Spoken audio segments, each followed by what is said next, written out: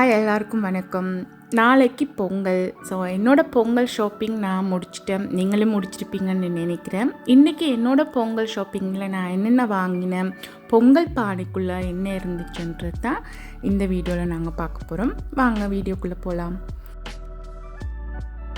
So நான் என்ன வாங்கியிருக்கேன்னு பார்த்தீங்கன்னு சொன்னால், ஒரு மாம்பழம் வாங்கியிருக்கேன், அதோட திருநீறு, அப்புறம் தேங்காய், மூடி உள்ள தேங்காய் ஒன்று வாங்கியிருக்கேன்.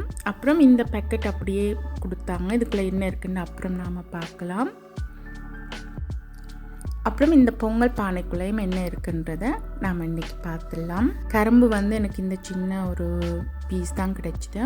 ஸோ இப்போ நான் வாங்கின பொங்கல் பானைக்குள்ளே என்ன இருக்குன்னு பார்க்கலாம். ஸோ பொங்கல் பானை அன்பாக்சிங் பண்ணலாமா? ஸோ எங்களோட பொங்கல் பானை அன்பாக்சிங் பார்த்துடலாம்.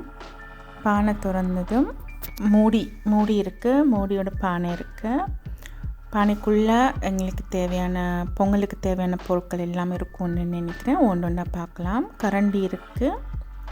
அப்புறம் பார்த்திங்கன்னு சொன்னால் உளுந்த திராட்சை இருக்குது, 50 கிராம் திராட்சை.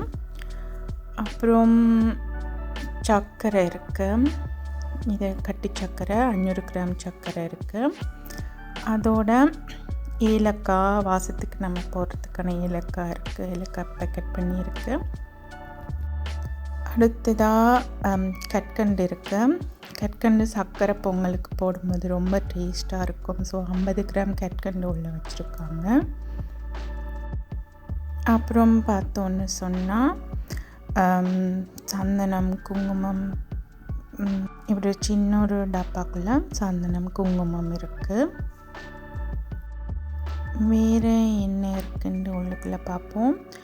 இப்போ பயறு இருக்குது, வறுத்த பயறு, பொங்கலுக்கு தேவையான அளவு வறுத்து வச்சுருக்காங்க உள்ள.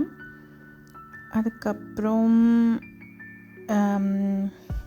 அரிசி, பொங்கலுக்கு தேவையான சிவப்பு பச்சரிசி இருக்குது. இது சிவப்பு பச்சரிசி ஒரு கிலோ வச்சுருக்காங்க உள்ள. அப்புறம் இது இன்னொரு பாக்ஸில் குங்குமம் இருக்குது. அப்புறம் முந்திரி, கஜு இருக்குது, பொங்கலுக்கு தேவையான அளவு முந்திரி பருப்பு. அப்புறம் அடியில் திருநீறு பேக்கெட் ஒன்று இருக்குது. ஸோ நமக்கு தேவையான திருநீறு, குங்குமம், சந்தனம் எல்லாமே சின்ன சின்ன பொருட்களாக இதில் கொடுத்துருக்காங்க.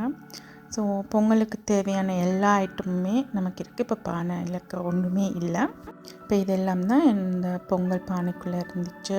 பொங்கலுக்கு தேவையான எல்லா ஐட்டமும் இருக்குது. அரிசி, பயறு, பருப்பு, சர்க்கரைன்னு சொல்லி நம்ம பொங்கல் செய்கிறதுக்கு தேவையான அளவு, பொங்கலுக்கு ஏற்ற எல்லா பொருட்களுமே இதுக்குள்ளே இருந்தது.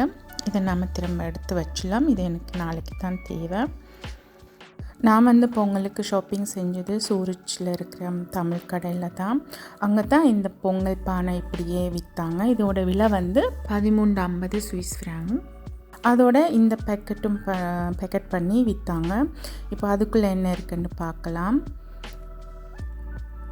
பார்த்திங்கன்னு சொன்னால் மாமரத்தில் இருக்குது, 4 மாயிலை வச்சுருக்காங்க. ஸ்ரீலங்காலன்னு சொன்னால் நம்ம காசு கொடுத்து வாங்க தேவையில்லை, வீட்டிலேயே போயிட்டு பறிச்சிட்டு வரலாம். இங்கே நம்ம காசு கொடுத்து தான் வாங்க வேண்டியிருக்கு. இதுக்குள்ளே 4 மரத்தோட மாயில் இருக்குது. அப்புறம் வெத்திலை இருக்குது, 3 வெத்திலை வச்சுருக்காங்க. அதோட புள்ளியார் பிடிக்கிறதுக்கு தேவையான அருகம்புல், ஒரு கொத்து அருகம்புல் இருக்குது. இதுவும் நான் இப்படியே பேக்கெட் பண்ணி விற்கிறாங்க. இதுவும் அந்த பொங்கல் பானையும் வாங்கினேன்.